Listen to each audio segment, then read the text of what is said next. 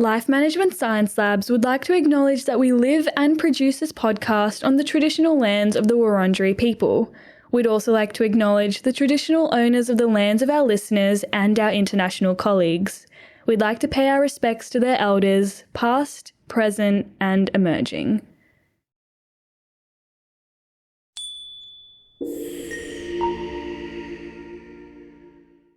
Hello everyone, and welcome to Work in Progress, the Personal Productivity Science Insights podcast produced by LMSL, the Life Management Science Labs.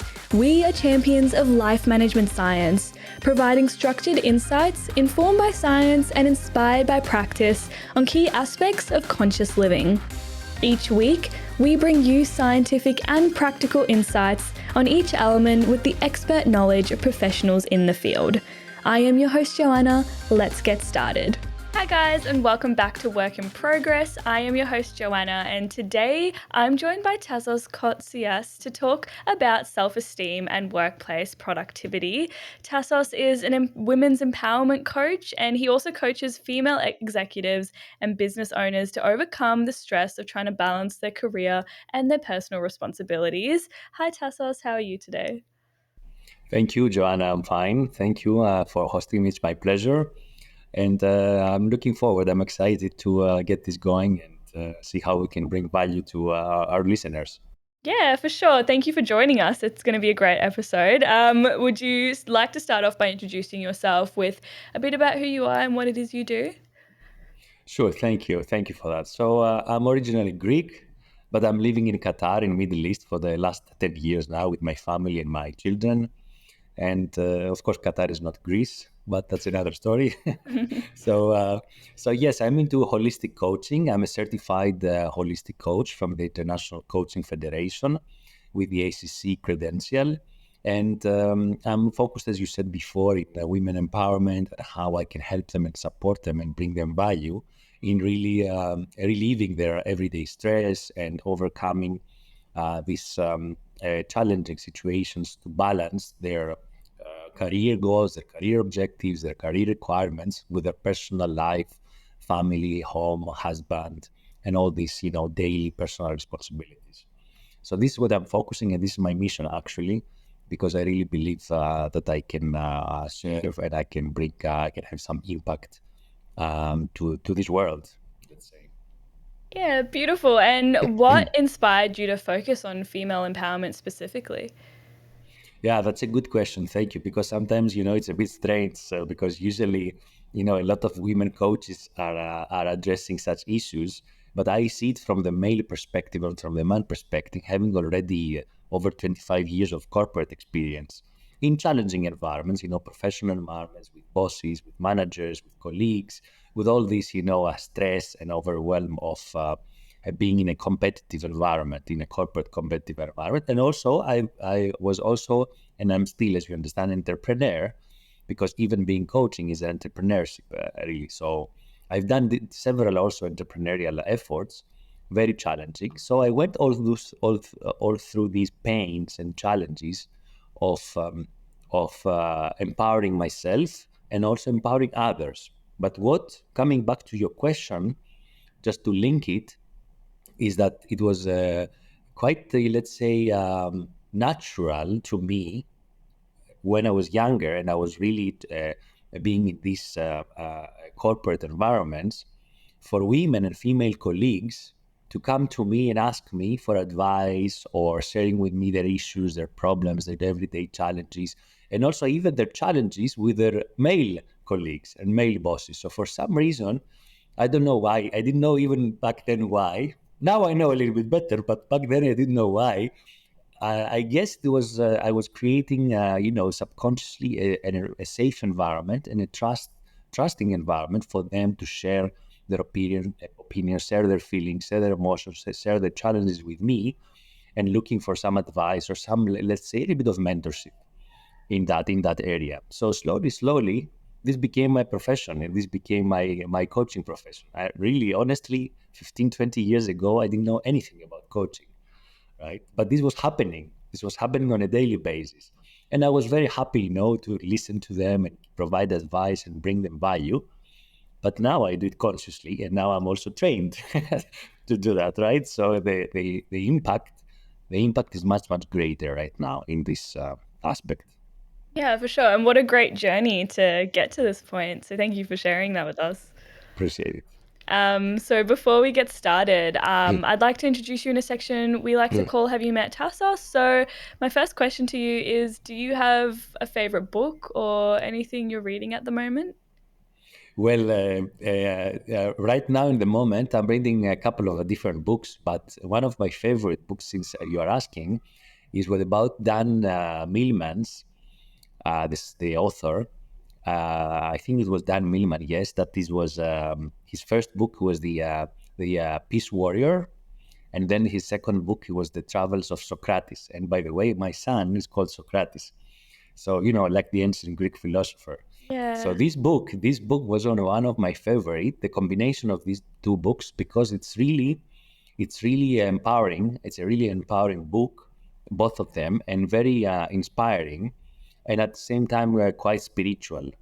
So and it resonated with me very much reading them, and actually because of the second book, Travel of Socrates, is we named our son after that, and of course as Greeks, because of the ancient Greek philosopher. But it was a very funny story because I was with my wife. That's why I will never forget this book. I was with my wife. She was pregnant in a nice, beautiful Greek beach, and she was pregnant back then, and she was reading this book, The Travel of Socrates, because I had already read it, and I had recommended this book to her to read. So she was reading that book that day, and I was reading about Plato, right? Yeah. So Plato also was describing about Socrates and about his life and everything. And then, as she was pregnant with our son back then, we never gave him the name before. So I said to her, "Why don't we call our son, our baby, Socrates?" And this is how it popped up. So Aw. I will never forget this book, and I highly recommend to our listeners to read this book, both of them, the Peace Warrior, and also the Travels of Socrates. Beautiful. Are you mostly into non-fictional books? Yeah, yes and no. Depending on my mood, I've read a lot of books, as you understand, about psychology, about philosophy, many, many books. When I was doing my military service here in Greece, back in Greece, and I was a little bit bored, to be honest, I was just reading philosophy books, but philosophical books for the ancient Greek philosophers and other philosophers around the world. So no, so I can say depending on my mood and depending on my free time and my available time, but mainly depending on my mood and the environment, I can choose different books, of different categories. Yeah, amazing. And you mentioned military service. Can you tell me a bit more about that? Yes, in Greece it's mandatory. Okay. It's a mandatory service that we all do. I did that when I was 22 to 23 years old for 21 months, almost 2 years, and I was in the Air Force. But I Oh, was wow. ground, of course, ground stuff. I mean, I was not flying. I wish I could fly, but this was requiring a permanent training and a permanent employment into the Yeah. Air Force Academy and all that, right? So, but I was ground staff as a military officer, and I was also a Air Force police, let's say, in a way. So I could scare people out, but I would never scare people. I just wanted to have have some discipline around the base, the Air Force camp, and all that. But I was never going to bully anyone or take advantage of this role or anything. Never, never. I was never interested in that. I think I was quite more mature than that already back then. Yeah. Yeah. That sounds really great. That sounds like such a cool opportunity. Yeah, thank you. You know what? My only regret, if I can share that, is that Yeah. is that I could have done 6 months, let's say, or 9 months of commando training, let's say, or for Navy SEALs or something similar, instead of doing 21 months that I was a little bit bored in the end. And I thought that I could not contribute any real value to the country, to my country, you see. So I could rather have trained in this challenging, and demanding training. At least I could have learned something very, very useful for me, and I would be more in position to help my country in case something went wrong. But anyway, I could not manage this. It was not up to my decision in the end. Yeah. I think it's really great though that you've had that reflection, and you've had that Definitely, realization. it was a great learning experience in any case. Yeah, beautiful. So my next question for you is movies. Do you have a favorite movie or anything you're watching at the moment? Yeah, my favorite movie was Matrix. I have to tell you, Matrix, the first Matrix, when I first saw that like 20 years ago, I Yeah. think it was 1999 or 2000, something like that. It was really, really incredible movie. I had to watch it 3 or 4 times to really understand the deeper meaning.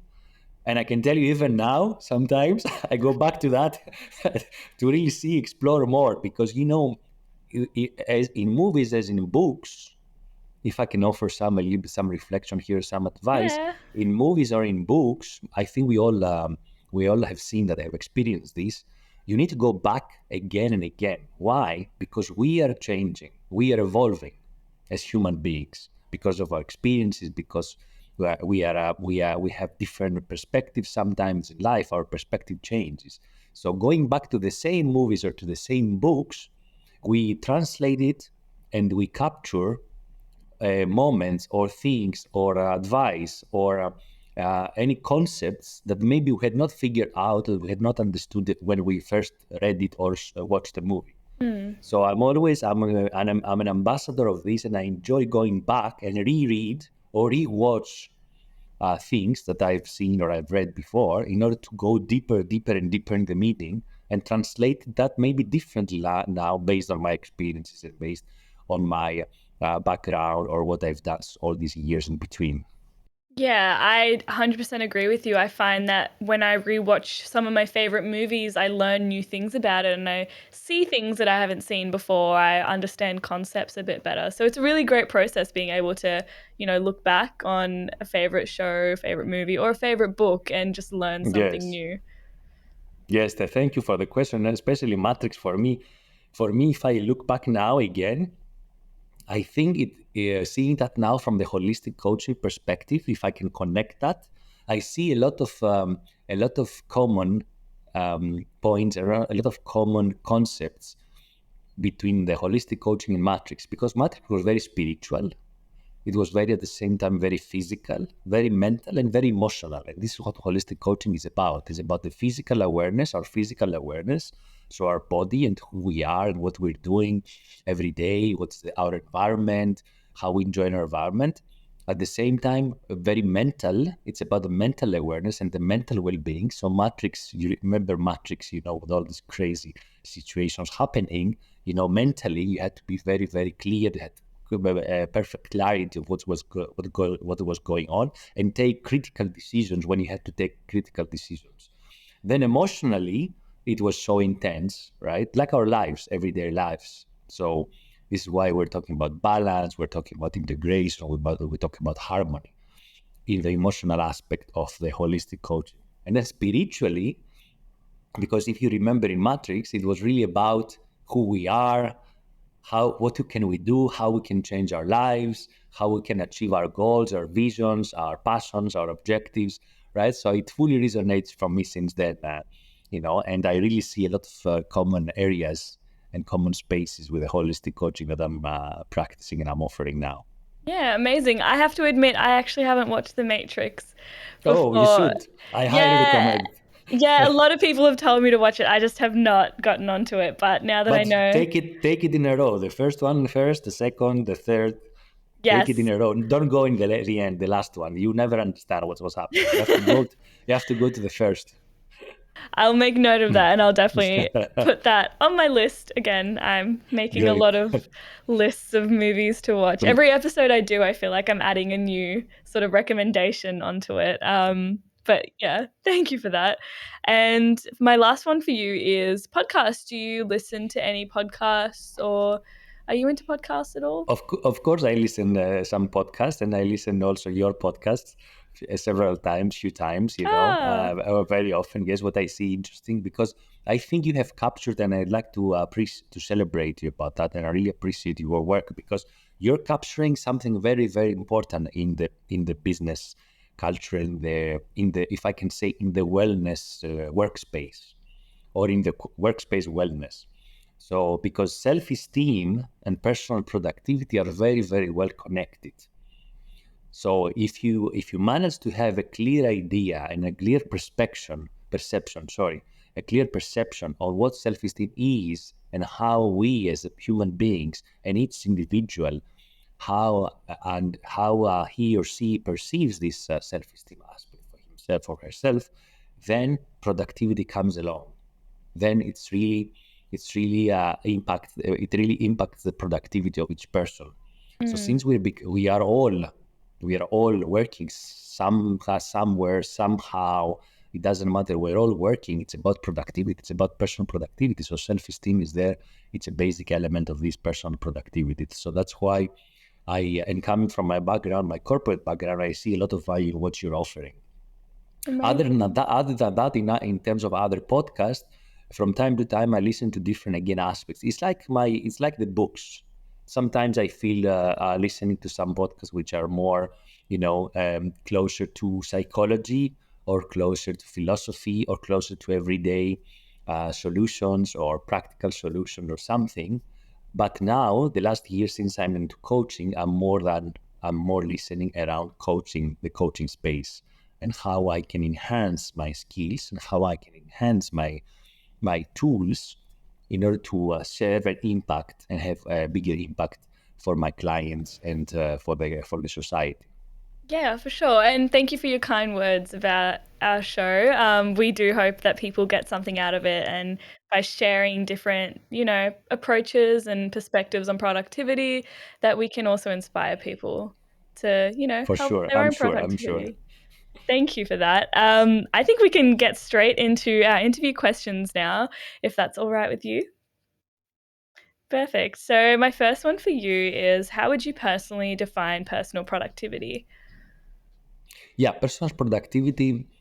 It's really, I would say two words: efficiency and effectiveness, because these are two different concepts and two different aspects of productivity.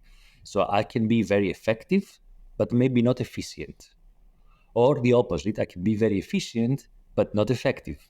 So these two have to go together. And of course, around these there are a lot of other aspects, like multitasking, or like maybe how I can manage my time, how I can manage my energy to be productive, therefore being effective or efficient. Right. So, but there are a lot of other aspects there. It's about goal setting, for example. Do I have a clear goal? Do I have a clear idea? Do I have a clear solution, or do I have a clear destination on what I want to achieve?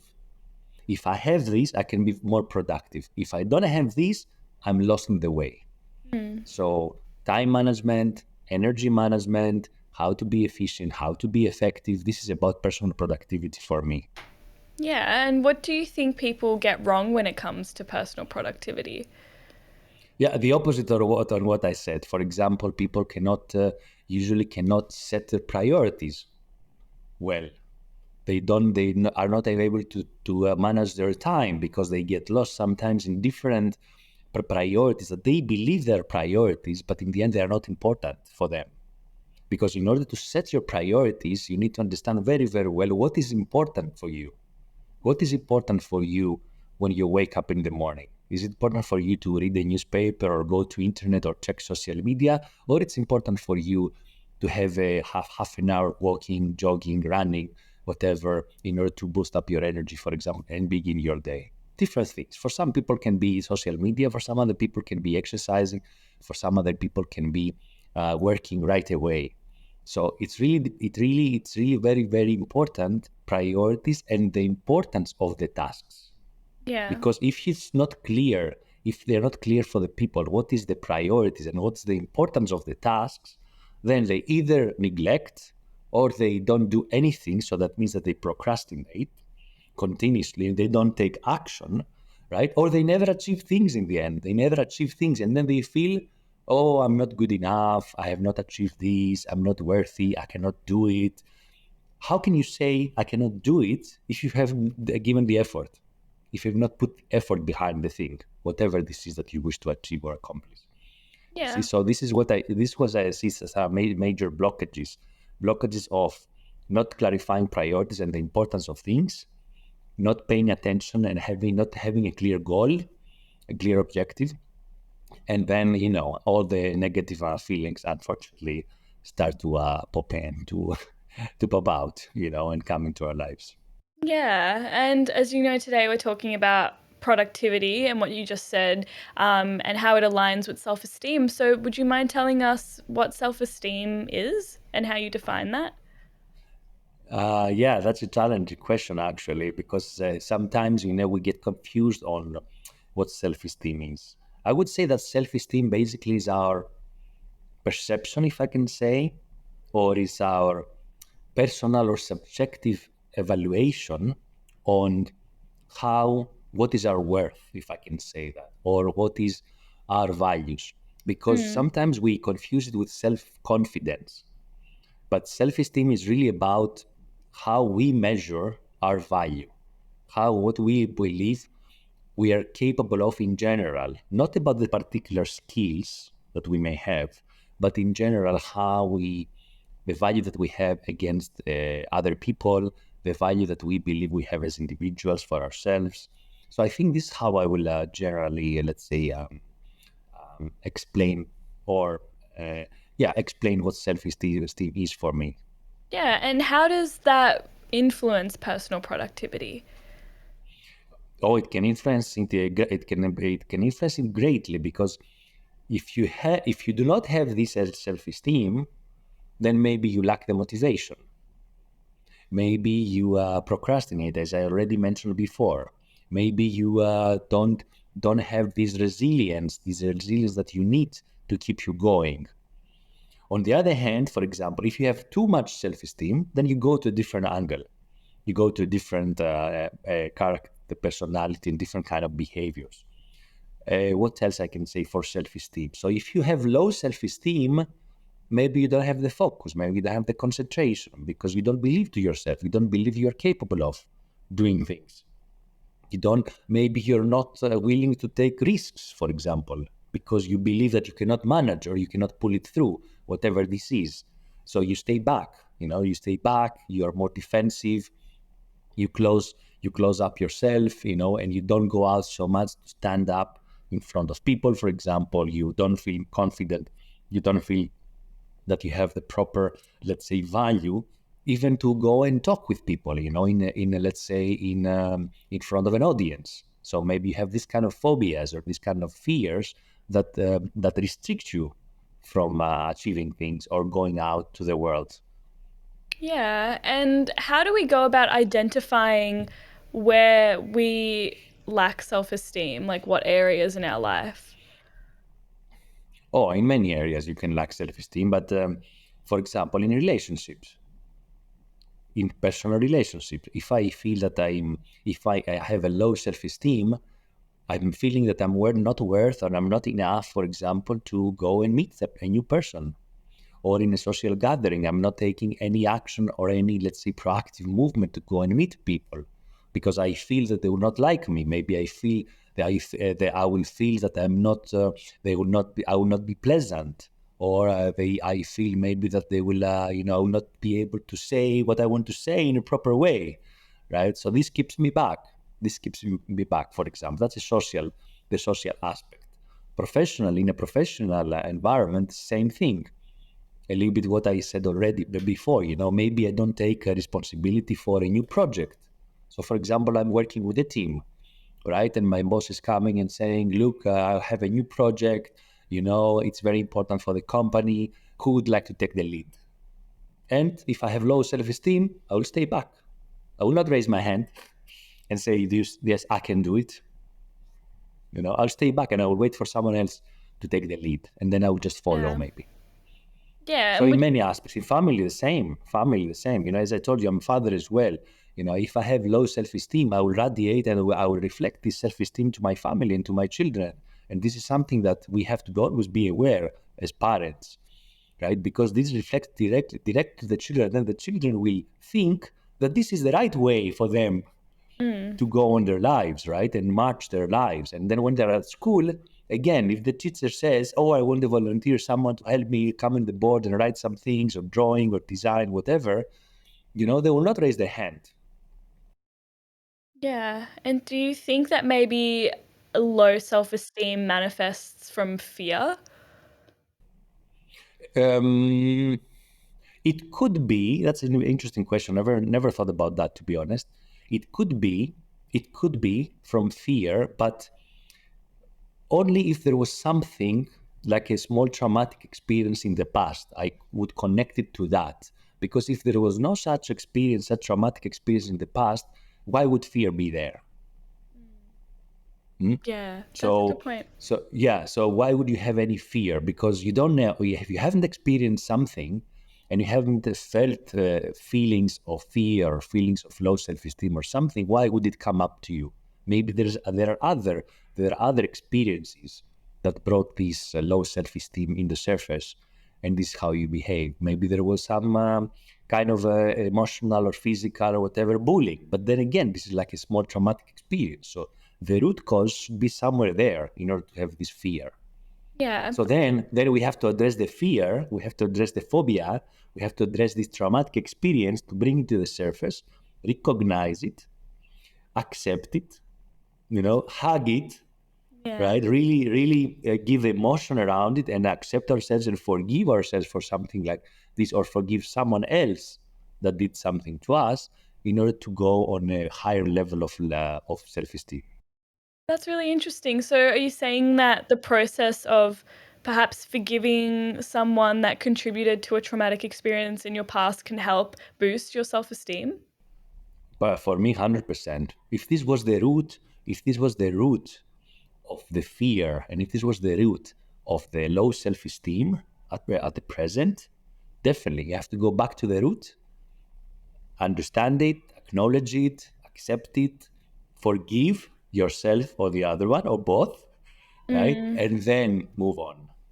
Yeah, and this idea of moving on, does it play a big part in, cultivating a greater sense of self-esteem? Yeah, of course. Yeah, exactly. Great. Exactly. Correct. 100% correct. Because if I want to take action, I take the action if I have a balanced self esteem. I'm not saying a high self esteem in the extreme, but I'm saying a balanced self esteem, proper, grounded personality that is centered, it's centered, that knows what you want. When you know what you want, then you can move on. Then you can take the little steps. Then you can trust the process. You can trust your capabilities. You can trust your skills. You can trust yourself in order to move forward. Definitely. Mm. Yeah, for sure. And how does one begin the process of moving forward from a traumatic experience in order to work on their self-esteem? Yes, then there are several ways. Either you can do it by yourself, or you need to ask for support. Mm. So if you can do it by yourself because you have already acknowledged the incident and you're fully aware of the incident and how to manage it, then that's perfect. You can do it and you can move on.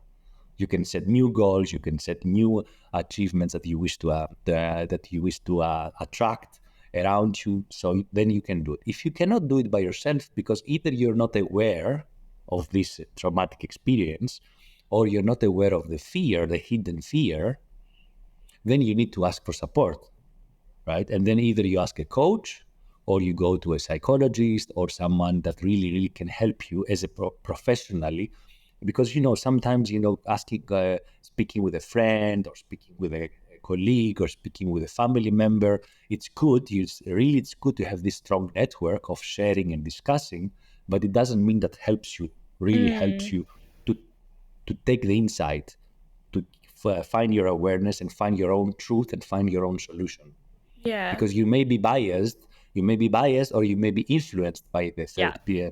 the other people, and then you follow their advice and their lead, and which is not true with you. It's not resonates with your true self. It doesn't resonate with your solution, Mm. the desired solution. So then my advice, not because I'm a coach, but my advice that in some of these kind of challenging, difficult situations, you better get some advice from a professional professional, either coach or psychologist or counselor or whatever you want to call it.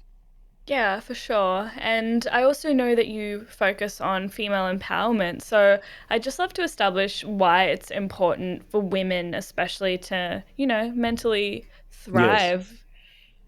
it is. I would say it's important because I hate to say that sometimes, and it can be really a little bit controversial sometimes, but I still feel that there is a male dominance in a lot of environments, which of course depends also on the culture. So maybe it's a little bit different in the US, maybe it's a little bit different in Europe, maybe it's a little bit different in China, in Asia, or in Africa, or in Middle East, where I am, Yeah. right? So, and also on the religion. But of course, here we're not discussing about religion. But the male dominance, you see it also in the governments. You see it in a lot of corporate organizations. You have a board of directors, for example. 99.9% is only men, and maybe you have one or two women, out of 10 or 15 men there. So that's obvious. That's obvious statistically, right? Yeah. Mathematically, it's obvious, unfortunately. So this is why women have to really get their place in this world. If they feel like being there, if they feel like being in a board of directors, if they feel like being, the leading powers in different aspects or different societies or different setups, I mean, political, social, whatever kind of setup, then this is why they need to get this empowerment, and this is what my mission is at the same time. You know what I strongly believe in, and I will Yeah. give you I think it's a very strong example. If we have around 200 countries in the world, more or less, right? Give or take. so because sometimes some countries, they are self-declared. It doesn't Yeah. matter. So we have around 200 countries. If we had 200 female presidents of the countries or leaders of the countries, how different the world would be. Very different. I feel like our values and beliefs and, stereotypes would be entirely different. Exactly. You see? So this is my answer basically to your question. And how does then living in this, male dominated society affect a woman's self esteem? It affects it a lot because sometimes, men, we are a little bit sometimes different in the approach. We are different in the approach. For example, we can be maybe more directive, or we can be more aggressive.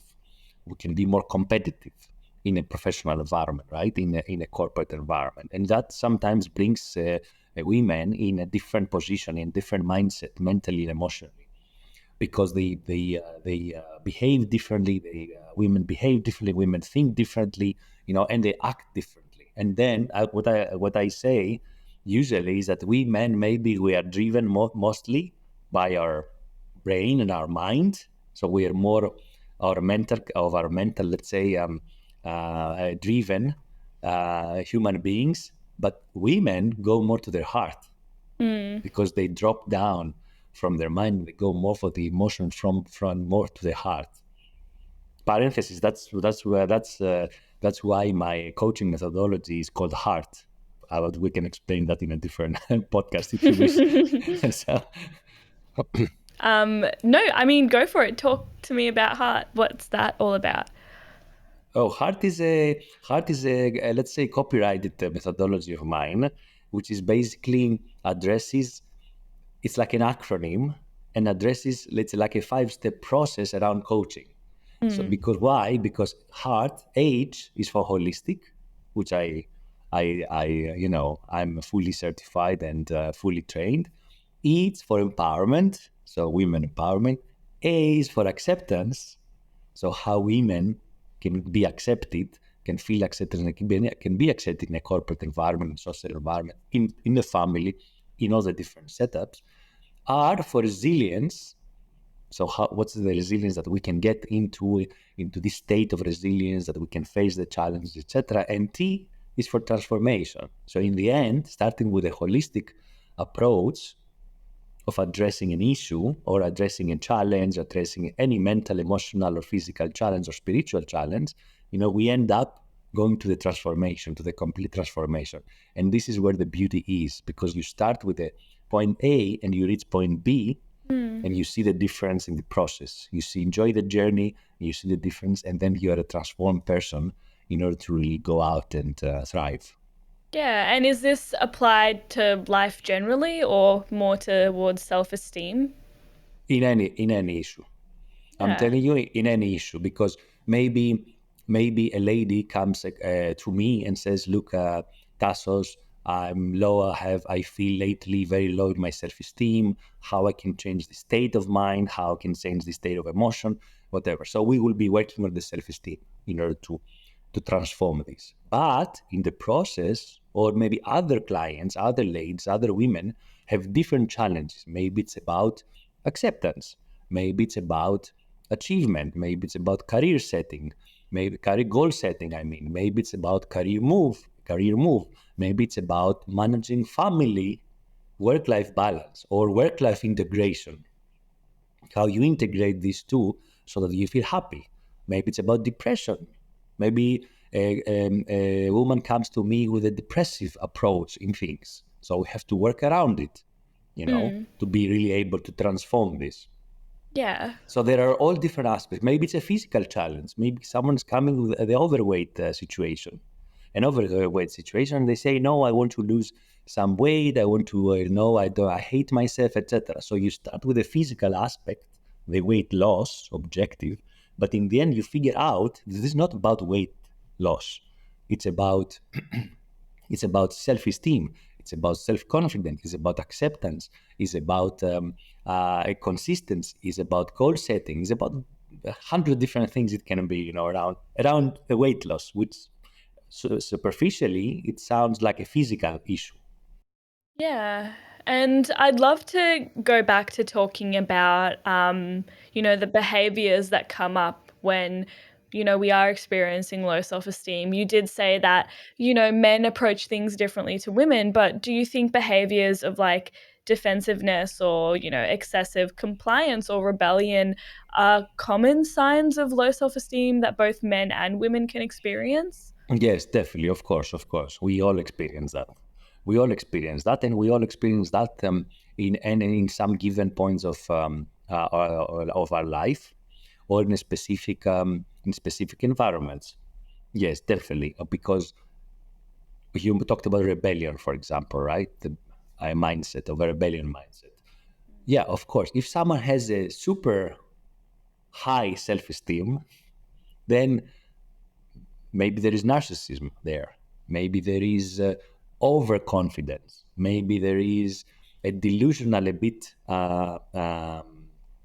understanding of who I am and what my skills are and what my capabilities are. So then maybe I start bullying, or I start being aggressive, or I start being, let's say, trying to suppress some people or some mentalities or some situation in where I live in. So that's the extreme, let's say. On the other hand, if you have a low self-esteem in that aspect, yes, of course, then you can have other challenges in terms of behavior. Then you're more defensive, or you're closed down, you don't communicate much. So your behavior, you're more of a silent person, maybe more introspective. You don't share much. People don't understand your feelings. People don't understand what you want. They cannot connect with you. You cannot connect with them in the case of low self-esteem. So, of course, different kind of behaviors because of low self-esteem. Yeah, and do you think that high self-esteem could actually be a sign of having low self-esteem? Like you have to project yourself as this person who's really confident and really sure of themselves, but it's masking how insecure you actually could be? Of course, this is a common. Yeah, it's a very good point that you brought up right now, because usually when we are facing a personal challenge and we are feeling insecure deeply inside us, deeply inside, so we feel insecure, or we have this low self-esteem. A lot of times we're trying to show a different face to the people around us. So we people may think that we are, grounded, that we know exactly what we want, we are very confident, but in the end, in the reality, we are not like this. In reality, we are the opposite. So here, when we're doing coaching and we're discussing about how to address this issue, we're talking about the authentic and the true behavior, as the authentic emotions and the authentic feelings. We're not discussing about the masking or about what we reflect to others, because these can bring us up to a level for short term.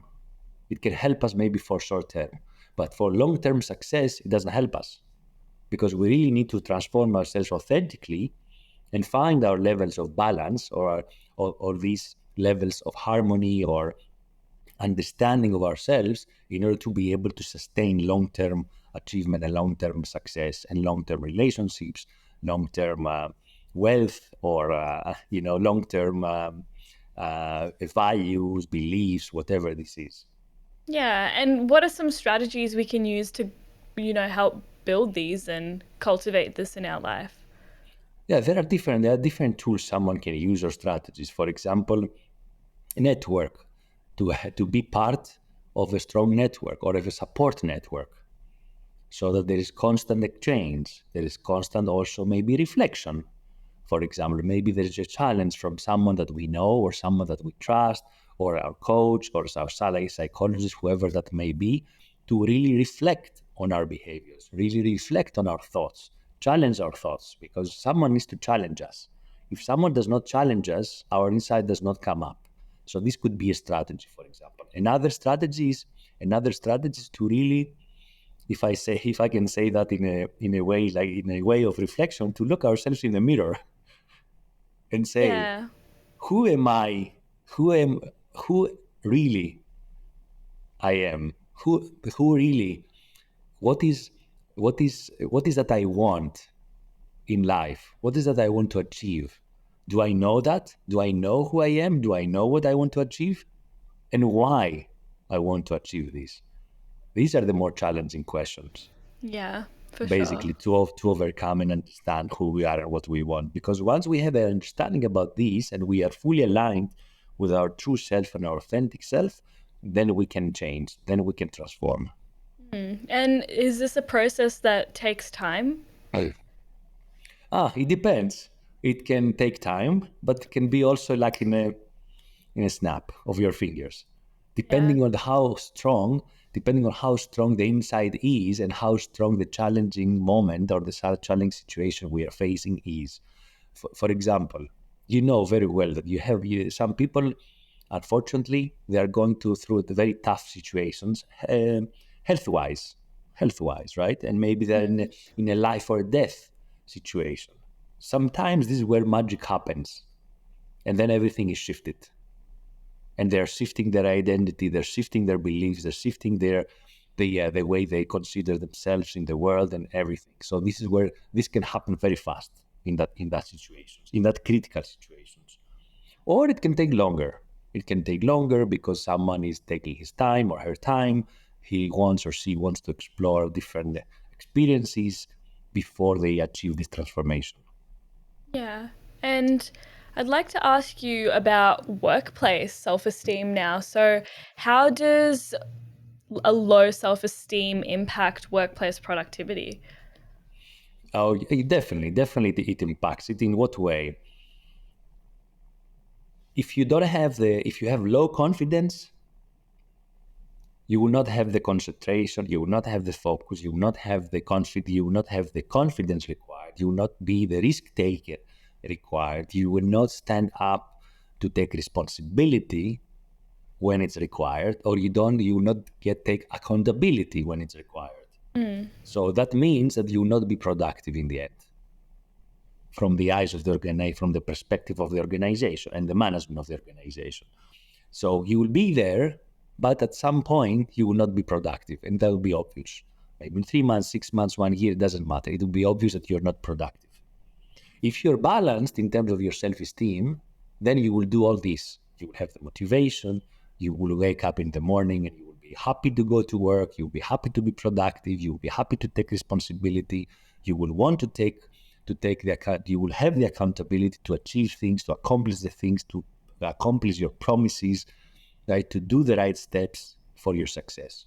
And then that means that you will be productive also for the organization you work for, or you will be productive and you will be supportive to your colleagues. You will be bring a positive impact and positive and additional value to the organization or to your teams or your employees or your colleagues. Yeah. And do you think that it's possible to force yourself to be positive as a way of improving your self-esteem? Or does this have to be more of a natural process? Because sometimes people are like, fake it till you make it. Or, even if you're not feeling positive, just act positive. I know. You know what? He just reminded me now at least of this general, let's say, guidance that we hear. We know very much also in social media and our everyday life about affirmations. Mm, You know, yes, affirmations are good, right? But what if I can say something 100 times? I can say it. Do I really believe it? yeah. Does it really resonate with me? Is Yeah. it coming from my heart? Is it coming from my center? Or I just do affirming myself. I'm saying I'm enough, I'm enough, I'm enough because I heard it in a webinar or in a seminar or in social media, and I'm just saying I'm enough, I'm enough, I'm enough.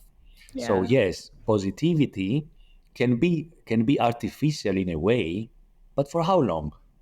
For one day, for 2 days, for 1 week.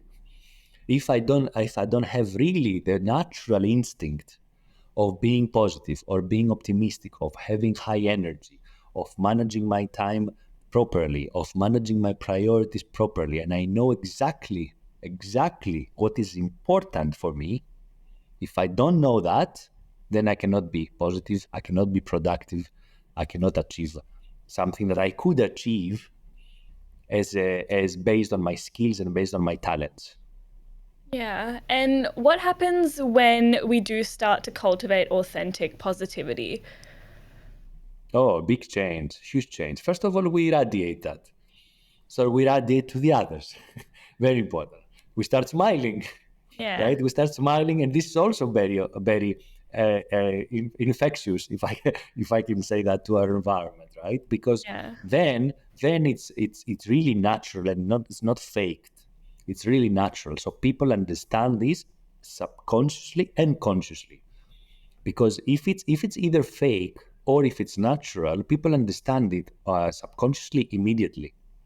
Mm. Either way we understand this from another person, right? So then we create the impression of this positive approach or this positive person. We create accordingly our impression. So we are either believe that it's an authentic, which an authentic expression, and it's an authentic positivity, so we reflect this back, or we understand that it's fake and we withdraw ourselves and we keep our distance and we don't believe in this person that is faking the positivity.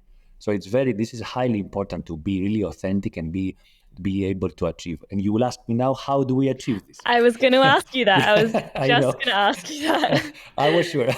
I was sure, because this is a normal question to have. Yes. So how to achieve this positivity? Yeah. My answer there is very simple, but very difficult, very challenging at the same time. Be fully aligned with who you are and with your true self. If And you what does know, that if mean?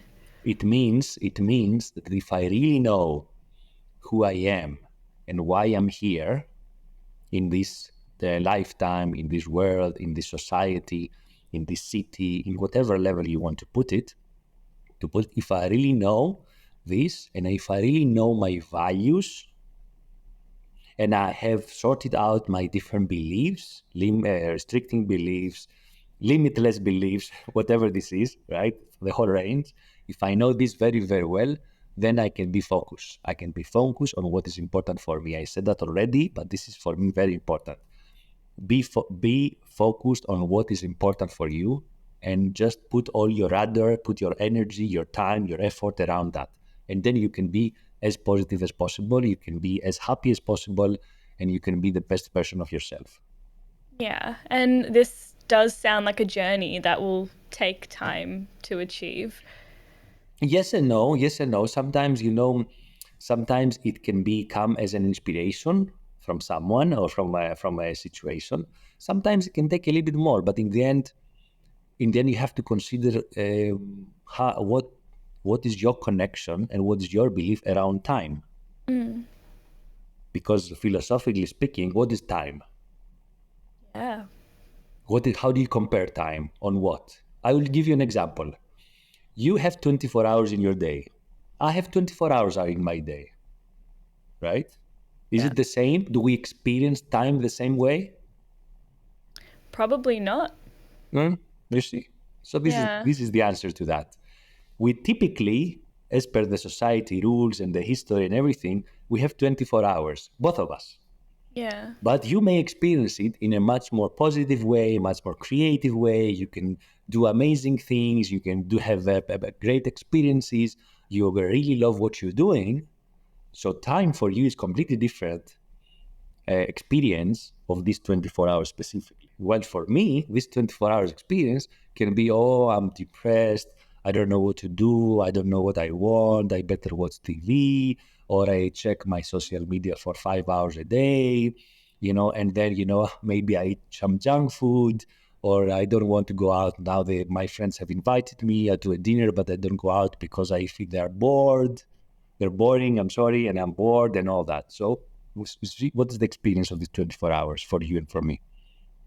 That's a very interesting point you make, actually. I feel like we generally think that time is the same for everyone. Everyone's got the same amount of time, but I feel like now that you've said that, time seems like more of a subjective thing. Like everyone's 24 hours is very different. Yeah, amazing. Well, thank you so much for sharing that with us. And I'd love to now ask you about your personal experiences and maybe some practices that you use to help improve your self-esteem. Do you have anything that implement into your daily life? Yes, I can say that I'm very well organized in that aspect. So, for example, I do now for I've always been an athlete, by the way, right? Always since I Mm. remember myself 5 years old. I was a swimmer, then I was a professional swimmer at a competitive level. Then I was a water polo player. Then I was doing all kind of sports and physical challenges. Let's say not Yeah. extreme, never extreme, right? But very moderate, but very very consistent, very consistent. So the last now 8 years almost, I'm a kung fu practitioner. So I'm a kung fu martial artist. I'm not a master of something like that. No, I need another 30 or 40 years for that, right? But but I'm practicing, and this is embedded in myself. It's embedded in my routine. So about anything that has to do with my physical well-being and my spiritual well-being, and anything in between, mental and emotional, I'm very, very focused around that. So, for example, I'll give you another example. COVID, during COVID, right, for 2 years, almost 1.5 year, we were at home, basically, working full time or part time or not working at all, right? I literally spent at least 1,000 hours, literally 1,000 hours at least, in webinars and trainings, in Mm. online webinars and training. Most of them free, some of them paid, but most of them free. But I gave me the time. I invested the time. I invested my efforts there, and I was balancing my time with my family and my personal development and my personal growth through this and my physical well-being. And the same thing I'm doing right now. I have a very, very clear schedule of my day, how I wake up, what is my routine, how I exercise in the morning to bring energy to my body, what I do at work, what is my schedule at work, when I rest, when I sleep, how when I spend time with my family and do happy things and family things, and we all enjoy together. So I'm not a robot. I'm not saying that I'm a robot or we should be robots. I'm not saying that. But I have this kind of belief that when we have a routine in our lives, it brings us safety Yeah. and it brings us peace, Mm. because we avoid challenging moments sometimes, which are fine, or we have the resilience to uh, to address these challenging times because we have the certainty, we have the self-esteem, we have the self-confidence in order to also address challenges when they come in, and we are open to them. Yeah, for sure. Isn't it like the kids, like the children, that that you have a strict routine usually for the babies, that they need to sleep at a specific time, they need to eat Yeah. specific time, they need to play at specific time, they need to socialize. So you're trying, parents trying to keep this balance for the children. Why? Because it brings them safety, it brings them Yeah. consistency, it brings them pleasure, it brings them peace and harmony. So why should that be different for the adults? I feel like Why? that's a very good point. If you think about, even if you get a new pet, like you get a puppy and you Eh? have set times you have to do things, you're doing it that way so you can cultivate better habits for the future for when they're grown up. Mm, that's a great point. You see, so you have babies and children, you have pets. Mm. Why not human? Why not adults? Yeah. why, why we don't have this discipline? Why we don't have this self-discipline? Because it's about self-discipline. Why we don't have this self-discipline to manage our time and put these routines in our lives and our daily habits, Mm. so that we cultivate all the rest of the soft skills, the Yeah. mental, the emotional empowerment, the mental empowerment, and the spiritual, of course. For sure. I feel like a part of that could be because of all the distractions we have in our life, it's so hard to focus on doing these more important things like setting routines, setting yourself up to do really well and, have a better sense of self-esteem. I think we're just so caught up in our past or the future or all the So distractions. if I was coaching you now, you know what my question would be? What would it What what be? what do you mean by distractions? I mean, we've got social media, we've got all of Hmm. like the So things we so worry what does about. it mean, social media, for you? Social media, I feel like for me, is a kind of escape or temporary sort of, I don't know, gratification, just getting to look into other people's lives and it takes away from what you're doing in your life. Ah, you see, and why is that? Yeah. Why is it important to take away what you're doing in your life, Why to is it escape from this? Why is why it is it important for you to important? escape from what you're doing in life? Oh, I feel like it's easier to focus on what someone else is doing and be like, Oh, okay, cool, than it is to mm, focus on your life and do the hard work to get to a mm, place where you're happier. yeah, okay, but then how would you grow if you're not focusing yourself? Exactly. I feel like that's such a good question. And then I feel like that comes down to self discipline and, being able to do the right things for yourself as opposed to indulging in those bad habits that aren't good for you, but you can't stop yourself from doing them at the same time. Exactly. And goes on and goes on. You see It how it is. does. So Yeah.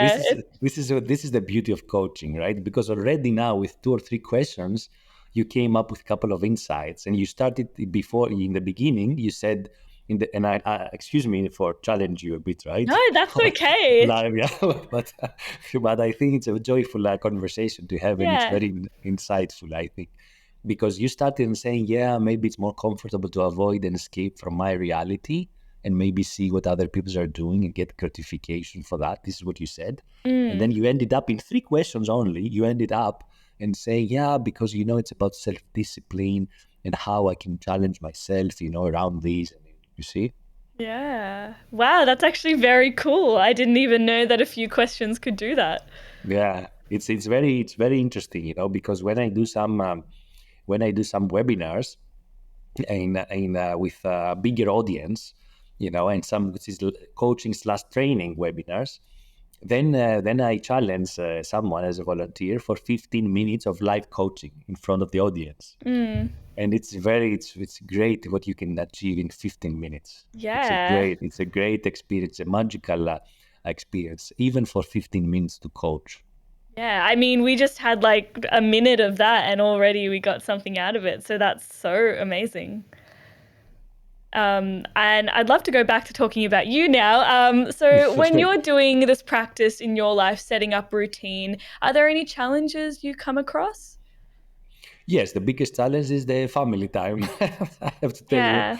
Yeah, but I'm very conscious of that. I'm very conscious of that, and my family is very supportive with that as well, because we respect each other and their personal time. So I respect also my need for my wife to take her time for her self care, right? Because you know what, in the end, if we don't take care of ourselves, and if we are not happy and grounded and positive on who we are and what we are doing, we cannot reflect this high energy. We cannot be there and invest the quality time when we are with others, when I'm with my children.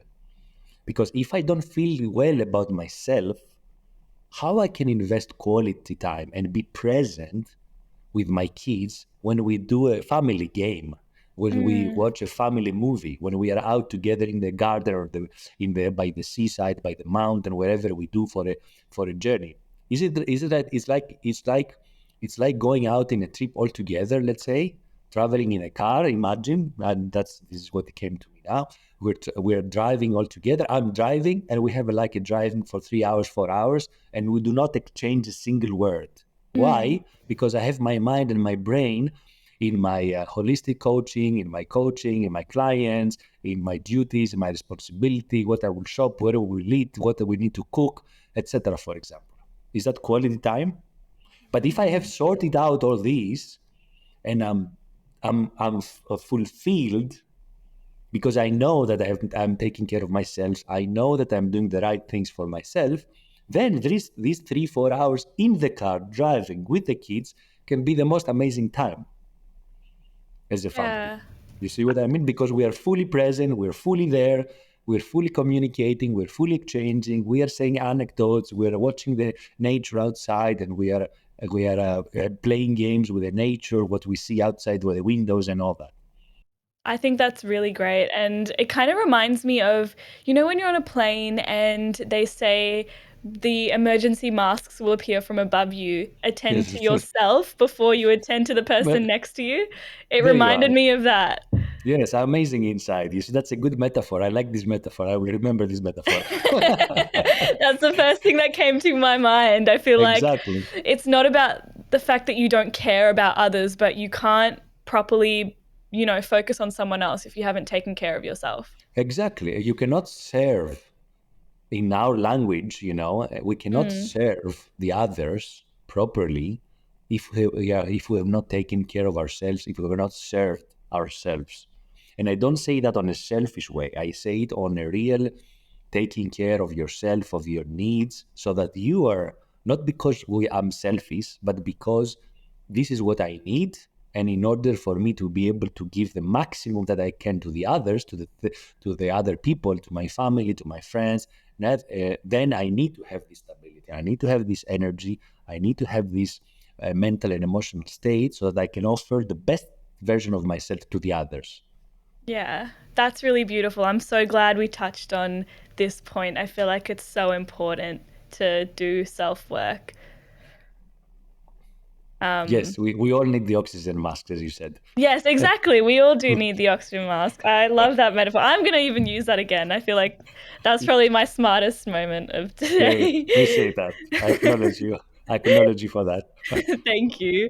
And lastly, I'd like to ask how this practice has impacted your productivity and your perception in life over time as Oh, you've done this. 100%, 100% has impacted because, I always had this principle in my mind and this very, very strong value for me. How to save energy and how to save time in order to invest my energy and my time, invest them in something useful, something of importance, something of personal growth, something of social impact, something of volunteering, something of really that has meaning to me, right? And to meaning to me by also offering and by also impacting others, because this is what I like to do, right? For example, even coaching. I've done hundreds of hours of free coaching, right? Because I feel that I can offer things to others even for free, not as an exchange with money, etc. Because I do that as a volunteer, let's say, or in some I've done coaching, group coaching for free. For some people they need it. Of course, this does not sustain me financially, so I need to have a balance. Of course, right? We're talking about balance, but Yeah. but I offer my time and my energy because I have already saved this time and energy for myself, and I have a lot. I feel I have a stock of energy and time that I can use it. I can use it valuably for others. Beautiful. Well, thank you for sharing that with us. And just to round off today's episode, I'd love to jump into our open mic section. So, this is just a chance for you to share anything that you're passionate about. So, yeah, what would you love to talk about today? Yeah, my passions more or less we discussed a lot. Maybe I talk too much. No, definitely not. Definitely not. So yes, my passion is traveling. We haven't touched traveling. My passion is traveling for sure. Yeah. I've been to maybe 50, 55 countries more or less now. Wow. So hopefully in the next 50 years, I can go to the rest, to the rest of the countries in the world. This is something that I really enjoy. I enjoy meeting new people. I enjoy tasting new things. Mixing things. When we are cooking, the family. When I'm cooking, I like all these new experiences, basically, because I think it's everything. It's about experience. It's about experiencing.